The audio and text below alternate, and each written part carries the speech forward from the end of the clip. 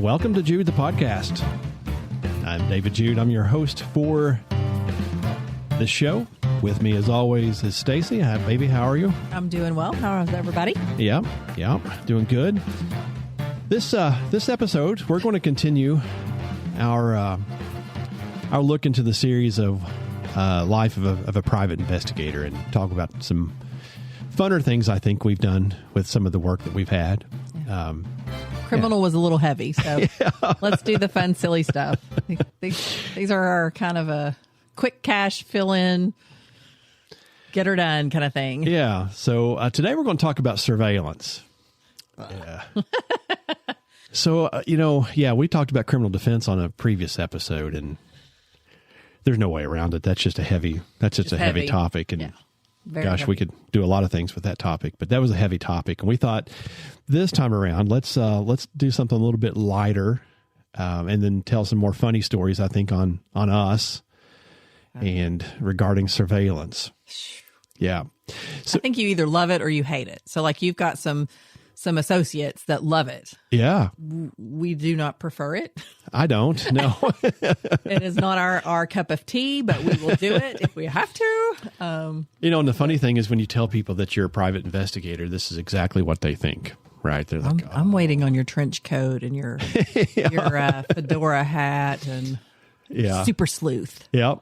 Yeah, because that's the stereotypical image. And I thought, man, that'd be great for some ads. Now, all I think of is when you say private investigator, I literally think, I don't even remember what movie it was, but it was, wasn't it Gary Busey with the gun under the desk? Oh, it was The Firm. Oh, yeah. They killed him and what's her name? Holly. Holly was underneath the desk. Yeah. You're not far from that. No, I'm teasing. Fortunately, we haven't. I wouldn't mind Holly, I suppose, but the killing part, I hope I don't run into. But no.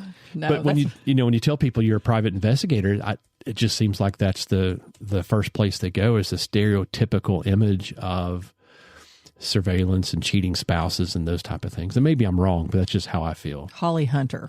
We couldn't remember her name. Gosh, yeah. I was more of a Jean Triple Horn fan. I like her the best. But. Oh boy. Now there's all kinds of different surveillance gigs that are out there, right? There is the cheating spouses, and there's a big market for that. Our company gets a lot of calls for that type of work. I'll probably start doing some more of it because I have some folks that we're bringing on board that are specifically interested. Like you said, either love it or hate it. Yeah. And there's some folks that just love that. I think they love the hunt, the spirit of the chase or whatever. I don't think I can sit still long enough. I think I've got this thing that I've got to be like a shark in perpetual motion. So it's hard for me. I don't think my body's designed that way. Like the way I work, I am, when people are like, oh, you don't like to confront. No, there's no, you don't want to be seen. Right. Well, when I'm loud, I talk a lot. So that's almost impossible right there. That strikes against me. I'm too hyper, so I can't sit still. But to me, it's not, it's not my cup of tea because I call things how I see it. So like if I was the one that wanted to hire the investigator, I already know what I need to know. Like I don't need to do that because I'd confront you and tell you how it is or whatever. So I find that odd that it's hard for me I'm going to be incognito because I don't know. Like I don't know why I have such an issue with that because I feel like if I got caught, oh my God, I got caught. Well, okay, well your gig's over. Yeah, and we've had good times. I guess you could get shot or something, but I don't know. We've had good times out of it. The stories we're going to tell are fun. They're funny stories. But to your point, you brought up something really important. Every conversation that I have when a client says, hey, I'd like to hire you to do this type of surveillance work, and let's just stick with cheating spouses for a second. I always, immediately, every time I come back to say, if you've got smoke, you've got fire. Right. What do you really need? Yeah. Beyond this, a lot of, you are good stewards of their money and you try to refer back to them and be like, spend that on an attorney, not me. Yeah. I was like, that's first, do you have an attorney? Private investigators are expensive and not everybody has money laying around to hire a private investigator. And do you have an attorney? Whatever they say. You're going to need the jack for that. Yeah. A lot of it. Yeah. And then I say, let's talk about expectations and reality. This is not, a movie, like you said, where I can sneak inside the hotel room and crawl underneath the bed and, get the squeaky springs. That makes me like sweat thinking about it. I was like, that's not going to happen. At best, I'm going to capture a moment of time. And what really does that give you? Publicly. Yeah, a moment of time and publicly. So unless they're freaks. Yeah. Yeah. Anybody can have a conversation with somebody. But as we said before, and we'll continue to say, every case is different. They have different wants and different needs. I like to be a good steward of the money, and I like to have those conversations up front to say, this is expectations and this is reality. And, as long as you know what I'm relaying to you as far as how I feel about my chances for success, and because I'll tell the client, this is how successful I think I can be. And as long as they know that up front, and if they say, well, I just don't think people realize, okay, like, for example, you've taken on several like custody battles. Those we feel are worthwhile because if the child is in some type, they're trying to catch the ex in some type of bad situation or hanging out with somebody they're not allowed to per the court, or, any type of things like that, we jump on the board pretty quick for those type of things because we want everybody to be safe. But as far as you just being pissed that you want to divorce them, well, like he said, you've already got your phone records, you've already got your suspicions, you've already got probably text messages. There's not a lot we're going to do for you that you should just sink that money in an attorney and move forward. I mean, if the dude's banging a new chick, then you already know that, or you wouldn't have called me. Right. And so, I think that's why we kind of are a little selective on that. We do get several protective orders, like violation of protective orders, or this person's not allowed to be within so many feet of this other person. But, and that's easier to prove. So the ability for us to be successful there is quite a bit different than, hey, my husband's banging the secretary. I don't know that I can prove that. To me, it's a low chance of success. And two people don't understand. Like, I think they think, well, I'm going to hire you and I'm going to pay X amount of dollars and you're going to follow them around. Well, okay, one, it's a logistic nightmare to follow somebody 24 hours a day. Like I don't know of anybody that can afford that unless you're got tons of money just laying around. Yeah. And so that's where he explains, the odds of success are very, if you can give us a time frame of, hey, they're all of a sudden going out to dinner and I'm not like, I have to stay home, or they're going out of town, that makes more sense that, okay, well, we'll watch them for 4 or 5 hours to see what they do or where they go. Not you're just going to follow them until you catch them in the act. I mean, that could be thousands and thousands and thousands of dollars. And people don't understand that. I think they think we're just paying for a service and you'll just follow them until you get what you need. And that's where the you talk about the finances with them and what's reasonable. Yeah, and that's a common conversation to say, well, my husband goes to the Holiday Inn every day at 5:00. Okay, then do you need me? Yeah, right. Or no, he doesn't. He actually plays golf for 4 hours, or today's the day he worked late, or there's all kinds of things that come into that, right? And so it does kind of feel that when folks call, they think they have this predetermined path that they're going to take, and sometimes they do. Sometimes they don't. Well, there was one day we covered for, I think, 2 days straight. We were quite sleep deprived, but yeah, we covered several hundred miles trying to Louisville, I think, and back, and that was nuts. No, trying to no, thank you. Yeah, nope. Yeah, that was tough. That was tough. So yeah, the first thing that we always do is have a conversation with the potential client to say, what are you trying to accomplish? And let us think about whether we're the right fit, whether we can accomplish it or not. And then what's your chances of success? And I'm just honest to say, I don't know if you need this. Anyway, we have a real honest conversation to say, here's what I think. And I'm also open to say there are other folks that specialize in this. They do an excellent job, and I'm glad to make referrals to that. So I try to have a really good open conversation with each particular client about what this looks like. This is interesting. I'm on Google now talking about the gender differences in cheating spouses. It says that some men, or in the studies, show that men are more likely to have purely physical or purely emotional affairs, while women are more likely to have both. That women, reports from the General Social Survey indicate a 40% increase in infidelity among women in the last 20 years. So an increase, huh? Maybe we're the cougs running around. Now that's a case I'm willing to take. I don't know. That may have re-upped your thoughts, huh? Yeah, let's go to a bar and see what we can do. And then the survival rates, it says, despite the prevalence of infidelity, many marriages do survive. Studies suggest that between 60 and 75% of couples do stay together after having an affair. Yeah. Yeah. Okay. That would change my level of evidence that I could get, right? What? If the women are the ones cheating. I know. See, we should be looking stuff up more often because it looks like times they be a-changing. Yeah. What kind of evidence do you want there, dude? Let me show you my phone. Let me show you what I've got. She sent me all kinds of pics. It's great. I took this one myself. Right. Yeah. And so, back to the clients, I'm always asking, give me the patterns of conduct and tell me what their behavior looks like. And what I don't like to do is just randomly go out and spend all this time if it's not the right time to do it. So I like to have those conversations as well. And then what a lot of groups are doing now are setting up cameras where they can basically do around-the-clock surveillance and then monitor the cameras. So again, that really kind of depends on what type of evidence you need in your case. If it's just to prove that somebody's violating a protective order, perhaps a picture satisfies that. Sure.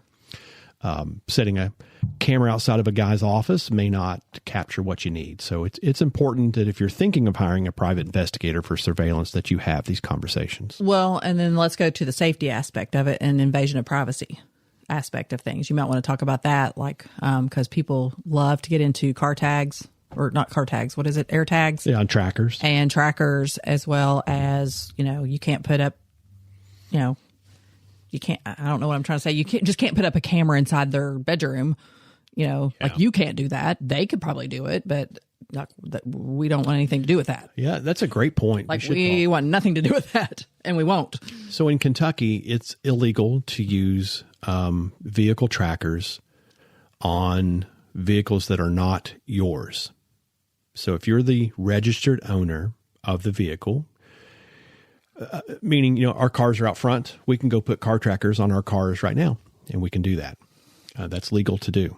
They're very easy to purchase. You can Amazon, just about anywhere you can find them. And that's legal to do. But for me to put them on somebody else's vehicle in Kentucky, that's illegal. And so I've stayed away from them. I just don't do it. Now, some states it is legal. You can do that. But here it's not legal. And so I have those conversations because that comes up a lot. Can't you just put a tracker on them? Yeah. Yeah, you can, but I'm not your guy. So I'm not even going to make that referral because it's illegal. It's illegal. And you can do it if you want. You don't need me at that point because it's all internet ran. It's an app and you can find out where that tracker is going. That's no big deal, but I'm not doing that. So in Kentucky, that's a real issue, and I stay away from that. That also gets us into like an eavesdropping statute. So Kentucky is a one-party state. As long as one party of the conversation is aware of the conversation being recorded, in theory, you don't violate any laws. That blows my mind. Yeah. Because that's like you're out to get me. As long as you know you're recording me and I don't know, that's legal. It's legal. That's terrifying. Not every state is that way. That is terrifying to me. It is terrifying. Because that's almost like a very easy way to do entrapment, I would think. Well, it could be. Yeah. Right. It also has its place, right, where, let's just say in the private investigator world, if I need to interview somebody or get a statement, I don't have to tell you I'm recording you. I can just nuts. Or even cameras, like, body-worn cameras. Mm-hmm. We can relate to that from the police world. There's little pins, look like pins that just go on in your shirt or whatever. It looks like an ink pen, but it's a... But the police fall under different law, right? Yeah, we're back to PIs. I'm just saying. You're talking about private sector. Our listeners can relate that to a body-worn camera. There's spy gear. Oh, spy gear. There's spy gear. That you can do those things. Sport. But, for me to wear that type of spy gear, I'm a party to the conversation. That's crazy to me, though. Yeah. So I'm not eavesdropping or violating a law. But to the point of the cheating spouse, if for some reason I was blessed enough to get into the house, and there's scenarios where that could happen, and I decide to put a camera or a recording device in there, and then I leave in hopes of capturing that, you're crossing a legal boundary at that That's point because illegal. I'm not part of that conversation. Maybe the husband or wife let me into the apartment, right? Well, that makes sense because some of the calls you get is that, and at times, I'll be honest with you, I think these women are crazy, but they'll talk about, well, somehow, I was talking to my mom, like my phones are bugged or my apartment's bugged or something. And ironically, it's too much to explain away. Like there is something wrong there because conversations they'll have with a friend or a party, somehow this estranged family member makes a mention of it, or they see it on social media that he refers to a private conversation was had. So that's what leads them to kind of think and get paranoid. But then you're thinking, well, are they paranoid? I'm getting ready to go to this chick's house that might kill me, or is she legit? Is she not? Is he legit? I don't know. And so it's just, that's another sticky little fly paper world of surveillance that just doesn't set well with me because I don't like not being able to control the environment, I guess. And so I've been surprised at the number of phone calls and conversations like that where, a party to a relationship will say, I think my house is bugged or my car is bugged because I've had specific conversations. That's so nuts to me. But it's real. And so you do have to spend some time to say, is it real or is it just coincidence, irony, or is it really happening? And so you spend some time back to expectations and realities to say, tell me what's going on. And we've all had those moments like, I said this and Johnny comes up and says the same thing.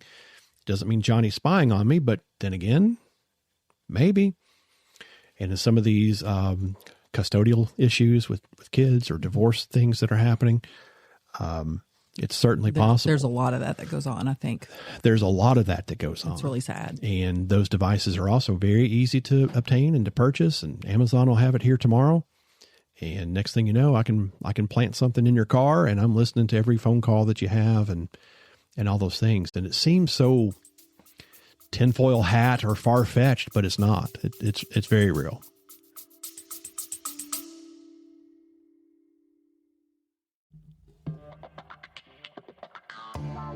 So you're thinking about hiring a private investigator, huh? Think knowledge, experience, and trust. Think DPJ Consulting. Listen, we're the folks you want on your team. Whether it's a criminal matter, corporate, or administrative issue, or maybe something more personal, you need to make the right choice for you. Our house of expertise at DPJ Consulting can help you with investigations, and that could mean a whole lot of different things. Pre-employment background checks, personal VIP security, and so much more. Check us out at dpjconsulting.com. Follow us on all of our social media platforms, or give us a call at 855-TEAM-DPJ. That's 855-TEAM-DPJ. Give us a call. It costs nothing to talk. It costs you everything if we don't.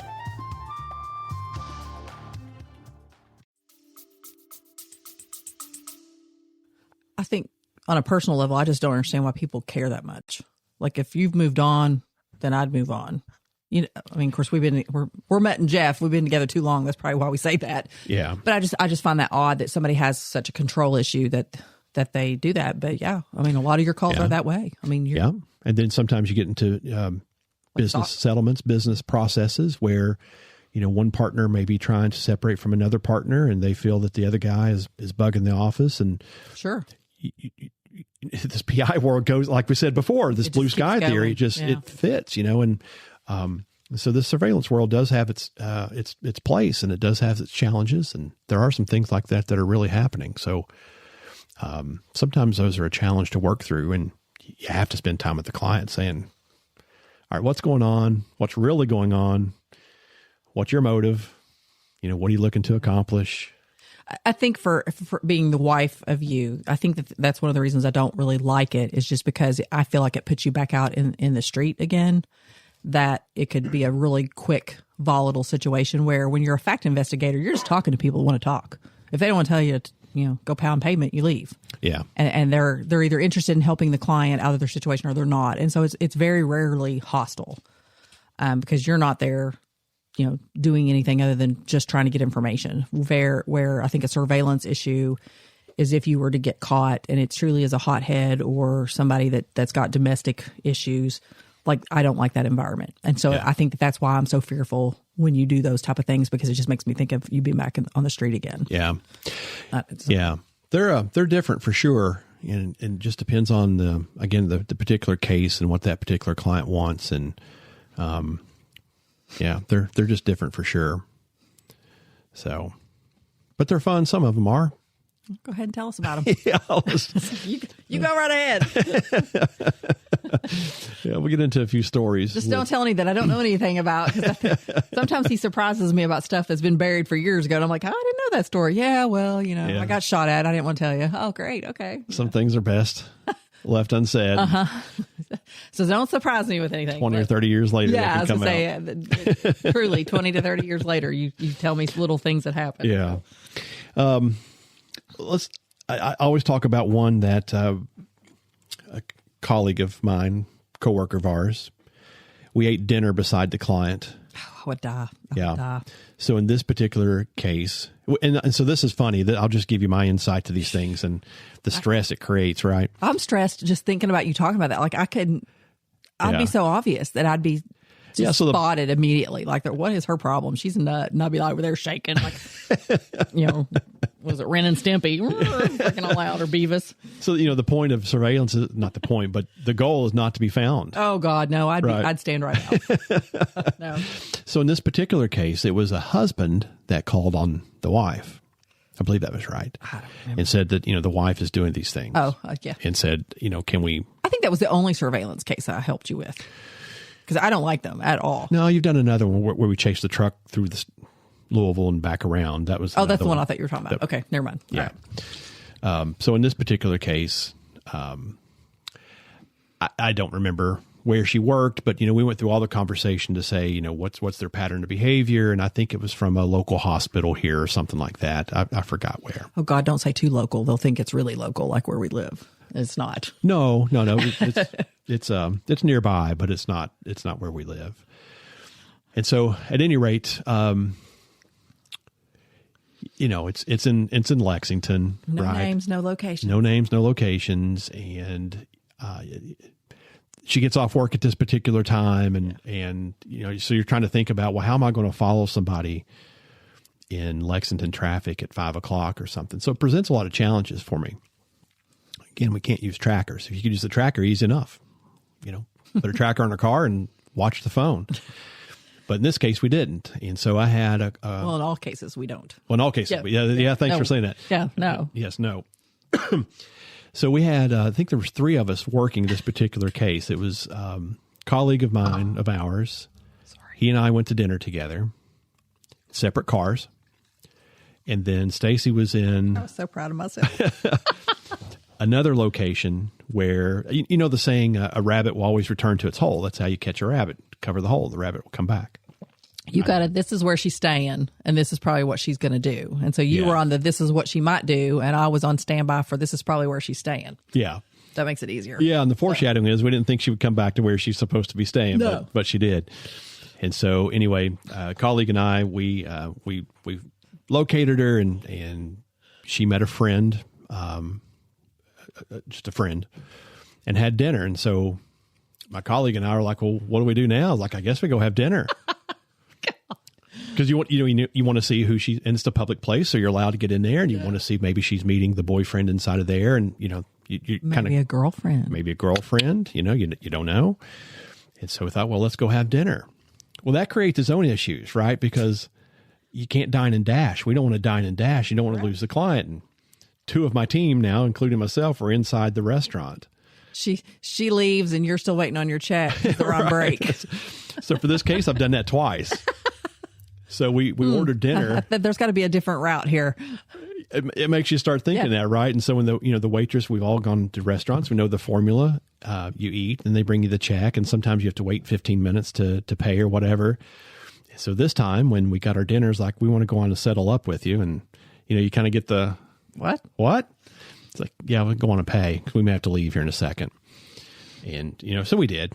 And in this particular case, it worked out. Now for the same case, I went to another restaurant, I believe, and did the same thing. And before my food got there, the person was leaving.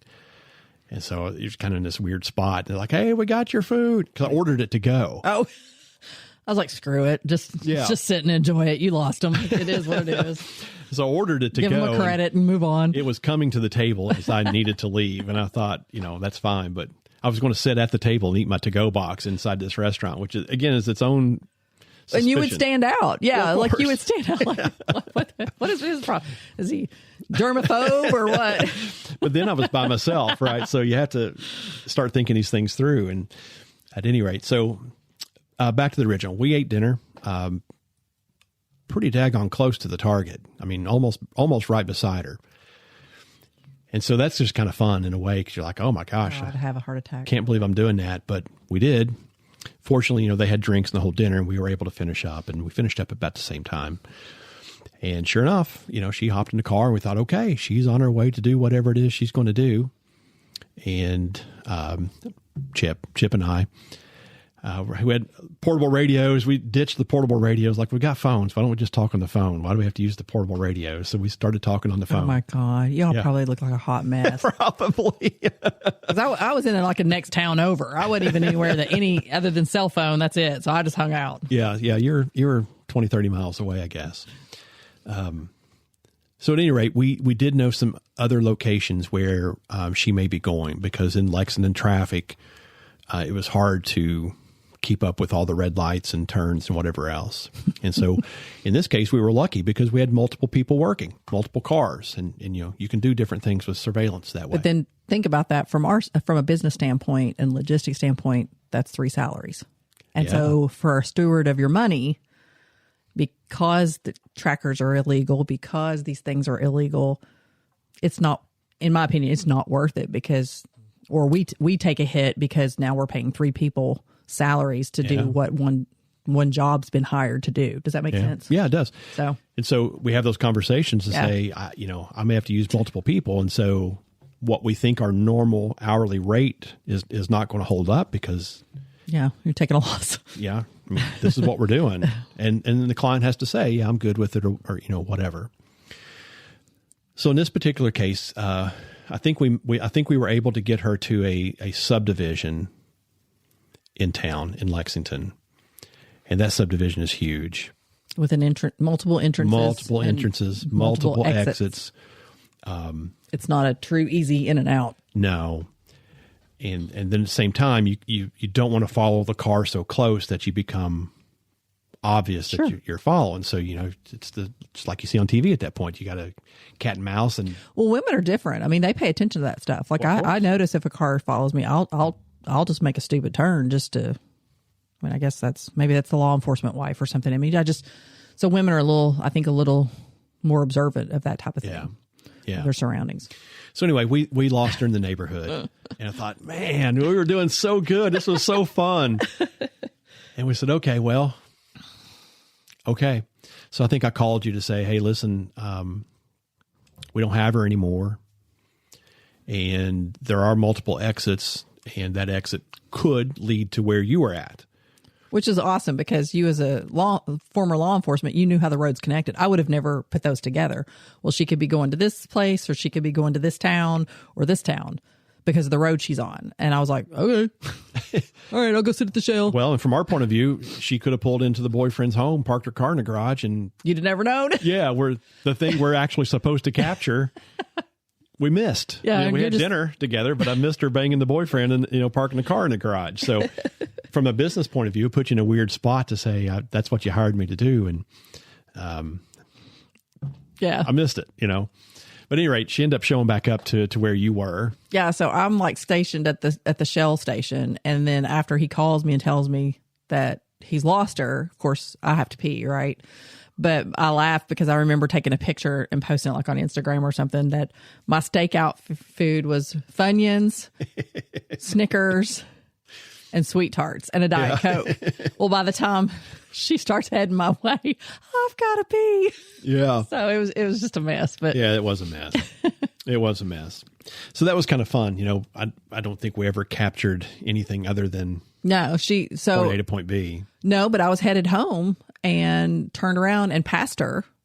So I turned the car back around and watched her, and actually she went back to the place that she's been staying with. It was uneventful. It was uneventful. It was uneventful except to us. Like we thought, oh my Lord, we've been on this rat race and chase all day. And I thought, okay, that's the end of my surveillance work. Between that one and the Louisville trip, I was out. I was, nope. So the Louisville trip started innocently enough. I don't have that on the list to talk about, but since we're here, that the target lived on a main 2-lane highway, and it's a big, long, straight stretch, and there's just no easy place to be.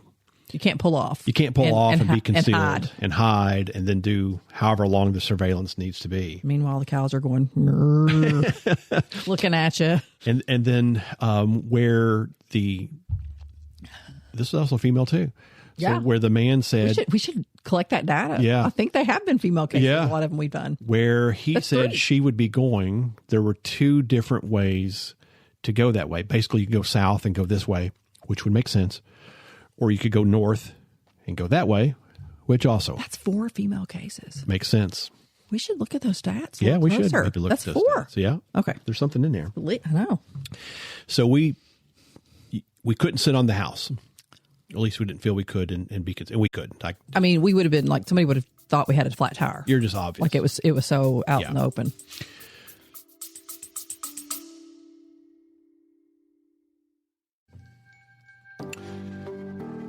We are so glad to have Ugly Tent as a sponsor to the show.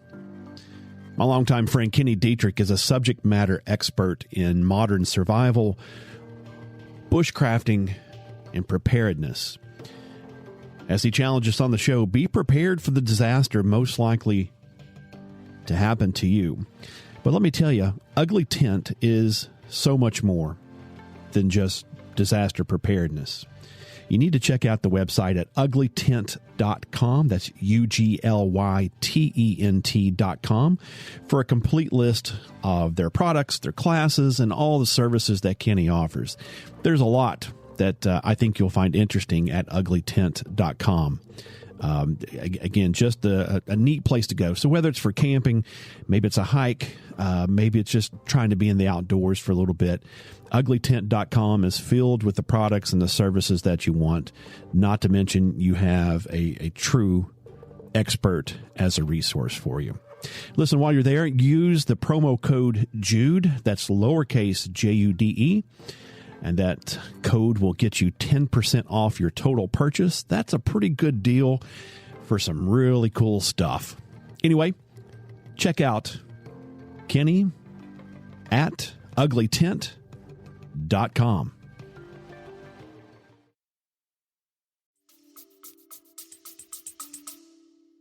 So at that point, we had to make a decision, and we decided to choose the South. I'm going to talk about peeing. That's what I'm getting ready to go into. God. It's not fair. Yeah, well, I have to do it too. So anyway, you get to this place where you just sit, and again, part of it is how I think you're wired and I'm wired, but at some point you got to use the restroom, and what do you do with it? So those things come into play, like, what do you do? Anyway, we thought we saw the truck pass by us in our direction, so we took off, followed it for a couple hours, I guess it was. Yeah. Into a couple different cities and into Louisville, and then up into the LaGrange area. Now, meanwhile, you need to explain to the viewers or listeners or whatever that too. Like you're in contact with the person that hires us. So, like for example, when they pay the retainer, because this was probably the longest case I've ever seen. I'd have pulled a long time ago, but it was an entire. I think it was 18 hours. It was like on a holiday weekend-ish area kind of thing. So we were already like, screw it. Okay, let's do it. We were about 14 to 18 hours in it. And so he communicates with whoever, to let them know that we're money-wise, we're approaching the limit of what you paid us to cover X amount of hours. Because like they'll pay a retainer fee that gives you like, let's say 10 hours worth of work. And so once we start approaching that, we always are good stewards to be like, hey, we're kind of getting to the end of that. We're getting close. I've got a few more things, to help people prioritize the tasks. But at this point, he's calling the X, and they're like, yeah, keep going. We're like, well, okay, it's going to be like another, X amount of dollars. And he's like, keep going. And so by the time we were done, it was like a 20-some hour day. Yeah. It was awful. We finally had the lead. It was good right? money, and but like, it was just like we think we're behind the truck, or we think we're there, and this is what we've done. God, and, it was awful. well, this person could be going there. Like, okay, it's going to cost you. Do you want us to keep going or not? Yeah, you got to keep going, and so we kept going, and that was a lot of money. yeah, it was a long day. That was a very long day. Yeah, so that was kind of fun to no result, and so that was the issue. Is the person already knew what they needed to know. They just wanted that evidence that we kept saying it's highly unlikely because it's just us following her. And so we did. I mean, they paid for about 20 hours worth of surveillance that come up with nothing. Yeah. And you can't, since we're talking and about you feel terrible taking pee breaks or whatever else. I mean, once you get on the lead and once you think you have the vehicle, you can't stop on the interstate and pee because you'll lose the vehicle at that point. So, the client has hired you to do this task. And in this particular situation, we were excited because we thought we actually had the target. And not realizing they were driving to freaking Louisville. Yeah, then you had to hold that. Stop. So you got to see it through. Yeah, and it was awful. We weren't equipped with depends. Yeah, I was gonna say empty 2 liters or whatever catheters. Yeah, so that's always a challenge, but it was a good time. We still telling stories on that. See another one. Let's see. I think this was, I can't remember if it's a guy or girl, but it was attract the person to a hotel in Lexington. And the idea was that this person is meeting somebody. Yeah, they're meeting somebody at the hotel. And that worked out pretty well because there were specifics. They are gone on this date every day of the week.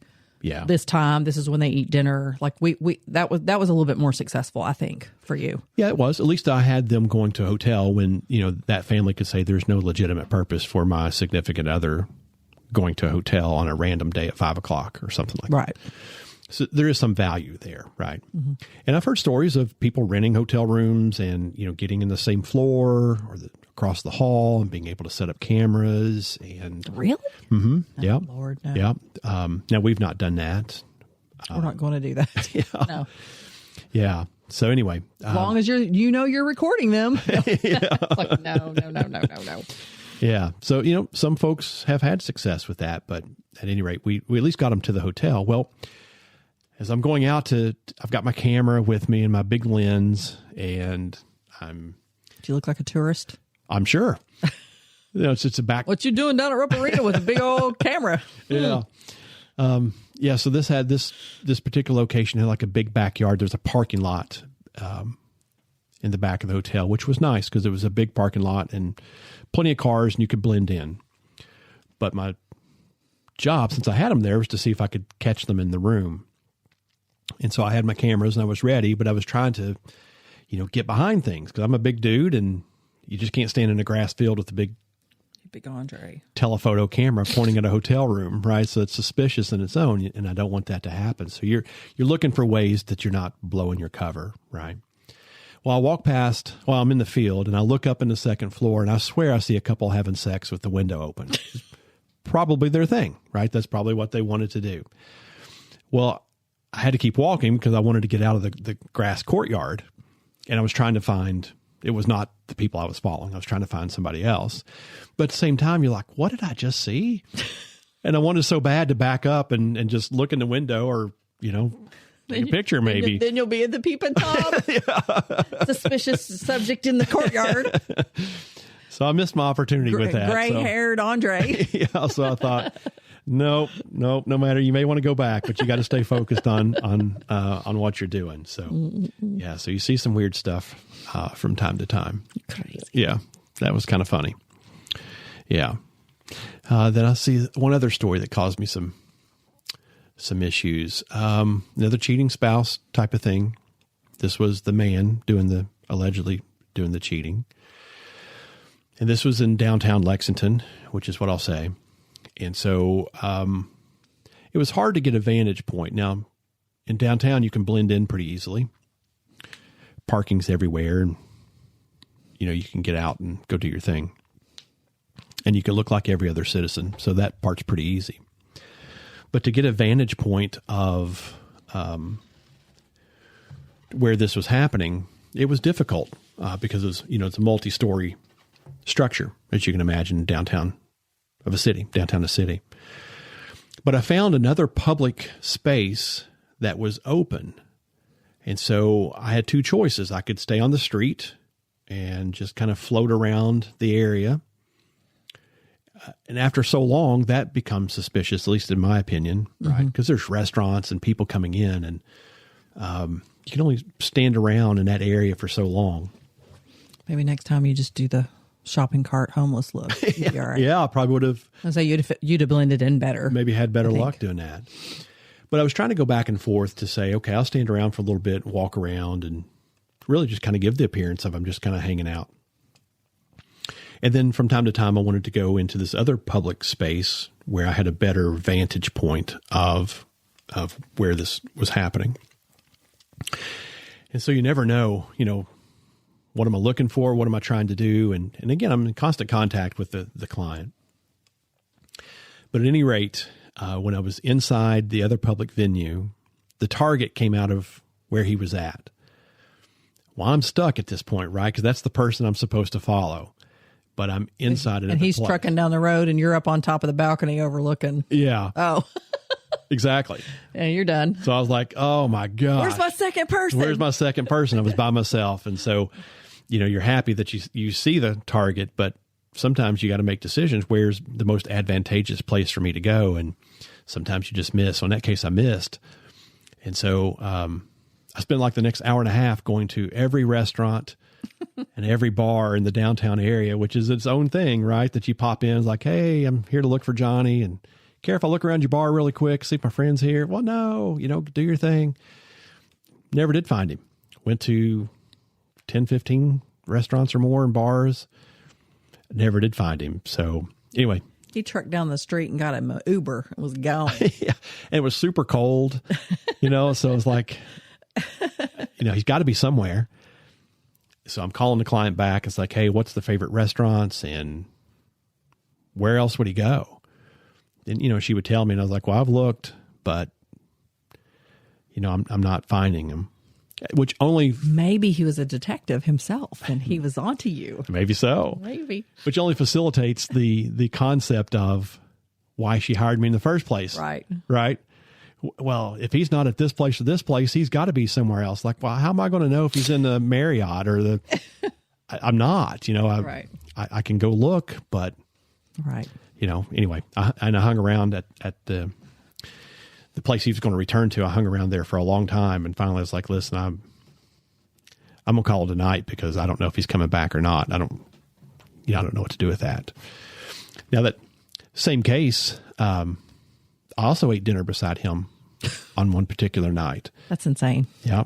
So, again, talking about our patterns of behavior, tell me what he normally does so I can look for variations of that and know. But I think you also switched off with Chip because you're pretty noticeable. You're a big dude. Not on this one. You didn't? Okay. I was going to say, I know, because you're a pretty big guy. And, well, I would notice you just because you're a silver fox. But hey. I just would notice that. Like, I would pick up on that pattern. Like, I just saw this guy. Like, he's following me. Like, I probably would. Surveil me later. That's right. I'll let you surveil me. So, the client said, listen, this is what he does. This is the time. He's a creature of habit. He's not going to stray from that. And he did not. He was... That's crazy. Spot on it. Which is what upsets me about being where I missed him before, because I thought I'd missed him, creature of habit, and I should have trusted that instinct. I'd have been right on it. Yeah. But this time, she goes, nope, this is his favorite restaurant. This is where he'll go. And go. And so, sure enough, I saw him come out of a place. He went straight to that restaurant. And so then I'm at the place. Well, do I go in? Do I not go in? What do I do with that? And the client's like, listen, go have dinner. I paid you for it basically. So go have dinner. And I was like, yeah, all right, I'll go do that. It just feels kind of weird sometimes, right? That, the client's paid me to do the surveillance, but I'm going to go in and have supper. But I did. And sure enough, I was 2 or 3 bar stools down. We ate at the bar, and 2 or 3 bar stools down. And same time, they come and crazy. Take my orders. Like, I'll have this and I'm going to pay you up front. Oh, no, honey, just pay for it, when you go. Nope, I'm going to go on and settle up with you now. You don't understand. Yeah. I I'm incognito. Yeah, you don't see me. Go on and settle up the bill. So that was good that we got to have conversation with the client to say, well, this is what he's doing and this is what he's eating. I can almost tell you how the steak is prepared. But there's nobody else around. So, whatever the case was. But and it'll probably still end in a divorce with a hefty, nasty divorce. Probably. Or maybe like you saw in the article there. Maybe I don't know. Maybe they worked it out. I don't know. I thought about reaching back out to her because it's just curious what happened. Yeah, what happened with it. Yeah. If it walks like a duck, it's probably ducking.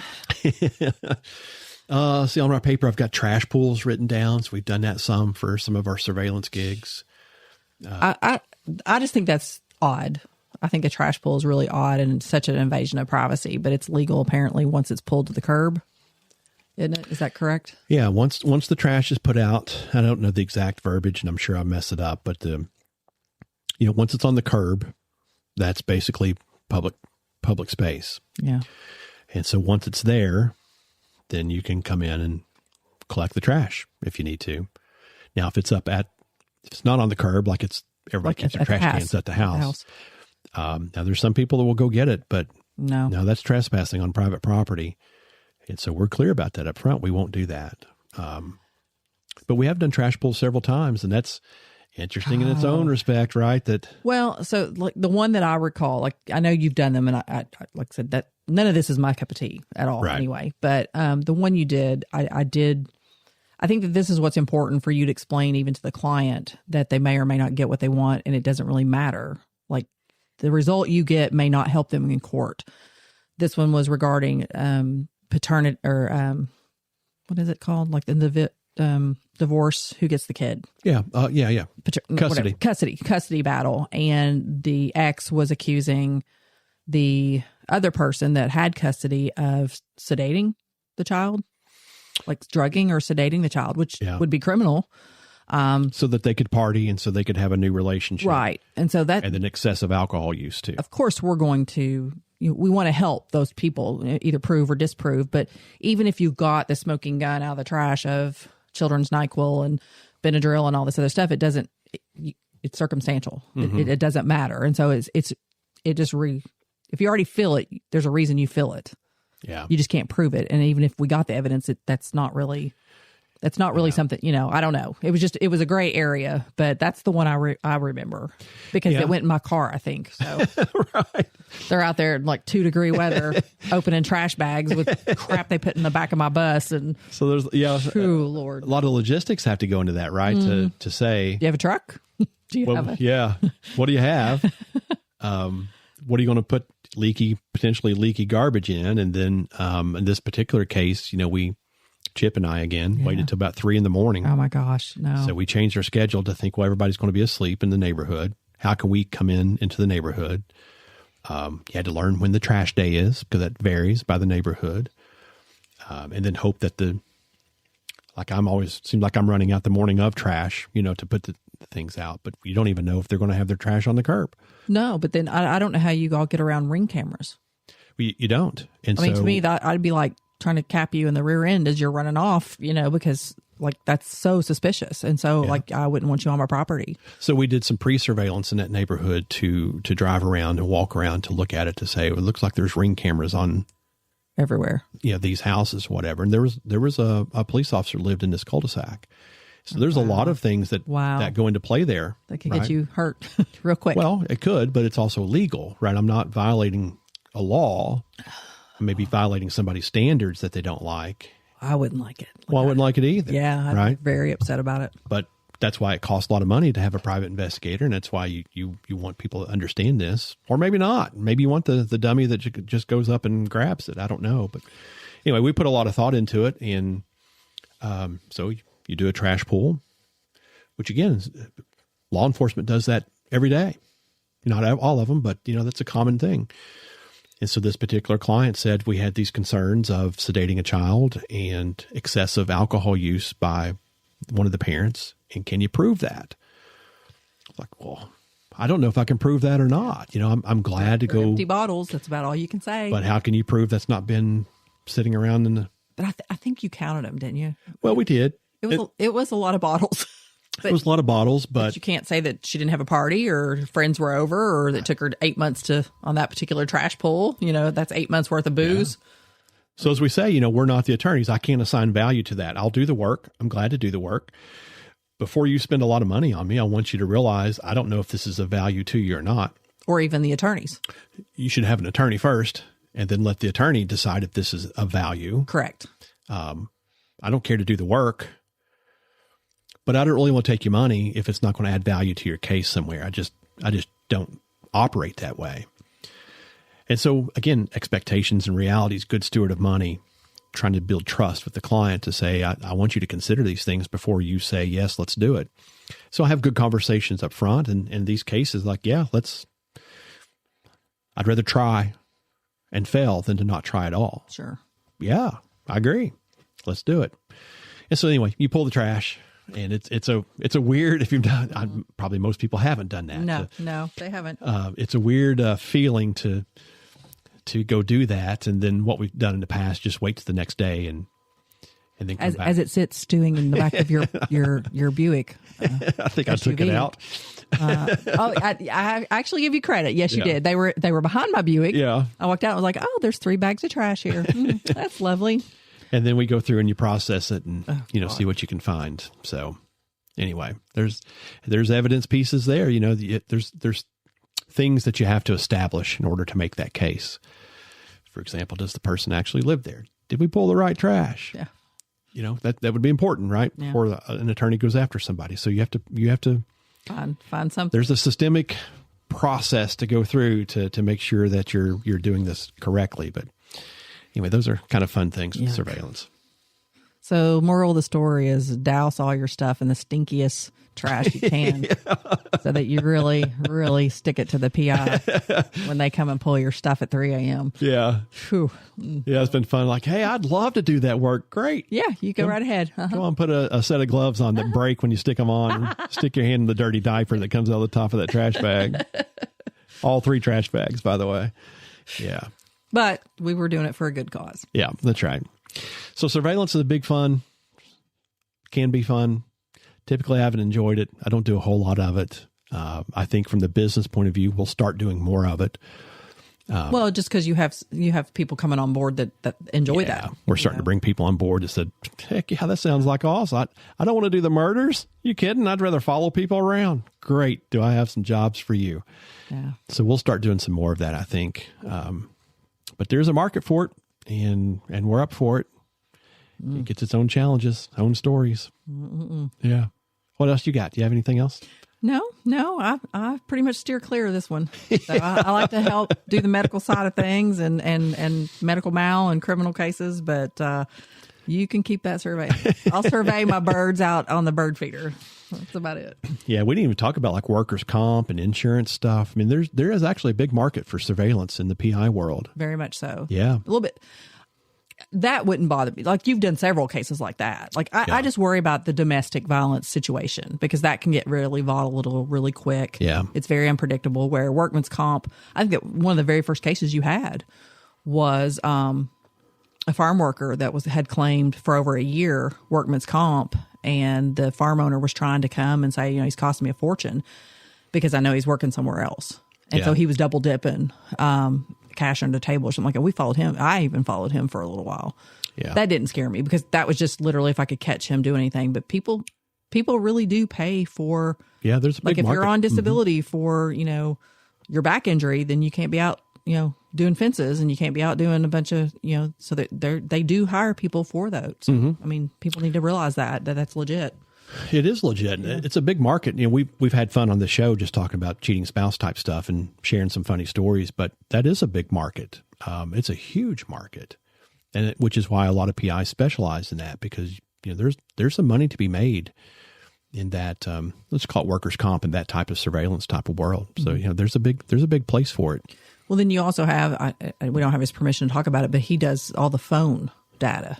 Like, because we don't even touch in that. We don't do any phone analytics with your company at all. But we've met through the PI Association Gosh, yeah. That's in Kentucky. We've networked with everybody throughout the state. So David has a great referral base of if you've got a question or how do we do this, then I guarantee you there's somebody out of all these PIs that's in the association that had some type of experience. But it was so interesting because I think the third year you've had it, the association, of just how many branches. Like I said, all I can do is refer it back to nursing. I'm just used to nursing having.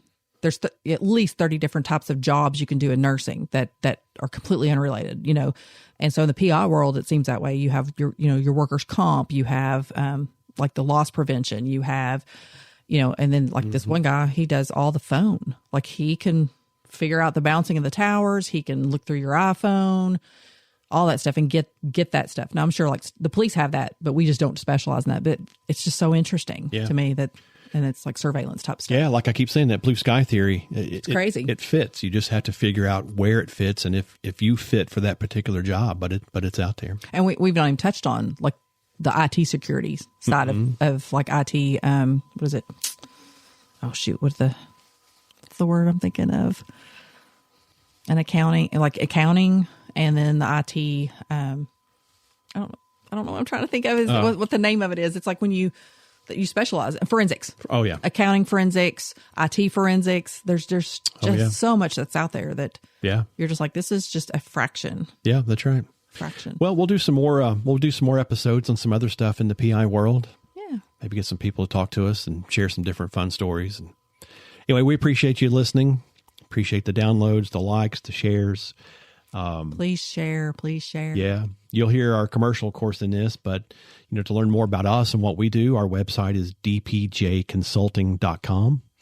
There'll be links, of course, in the show notes, but anyway, it's big fun in the PI world. We'll share some more stories. You guys asked to hear some of those things, so we'll put them out there. We'll share them. All right. Anything else? Nope. All right. Well, thanks everybody for listening. Have a good night. Catch you on the next episode.